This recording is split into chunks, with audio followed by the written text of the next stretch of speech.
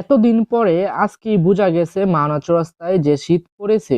আজকে সকালে মাওনা চৌরাস্তার কেমন অবস্থা তাই দেখানোর চেষ্টা করব। প্রতিদিনই সকালবেলা আমরা বাসা থেকে বার হওয়ানোর পরে আমাদের তেমন কিছু পড়তে হয় না, সাধারণত পাতলা একটা টি শার্ট হলেই হয়ে যায়।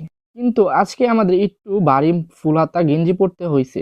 তাই আজকে আমরা চিন্তা করলাম যে মাওনা চৌরাস্তাটা একটু ঘুরে দেখি অন্যদের অনুভূতি কি আজকে। শীতের প্রায় শেষ দিক, এতদিন আমরা মাওনা চৌরাস্তা যারা থাকি তারা বুঝতে পারি না যে শীত চলতেছে, কিন্তু আজকে সকালে সবাইকে একটু ঠান্ডায় কাঁপাইছে।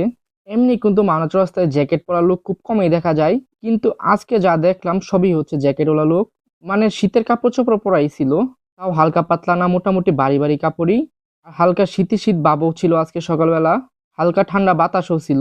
ঘোরাঘুরির মাঝখানে আমাদের হঠাৎ করে সিদ্ধ ডিম খেতে মন চাইছে, তাই পুরোটা একটা রাউন্ড দিলাম, কিন্তু কোনো জায়গায় আজকে সিদ্ধ ডিম পালাম না। তারপর চলে আসলাম মার্কেটে, এখন আমরা দোকানটা খুলে নেব। আজকে অতিরিক্ত শীত পড়ার কারণে এখনো কিন্তু কারো দোকান খুলে নাই। আজকে মনে হয় যেহেতু আমাদের ঘুম আগে ভেঙে গেছে, তাই আমরাই মনে হয় সবার ফার্স্টে চলে আসছি। আশেপাশে আবার ব্লেজারের এক দুইটা দোকান খোলা হয়েছে। দোকান গুছিয়ে আমরা একটি চার দোকানে চলে আসলাম, এখানে চা খেয়ে নিলাম।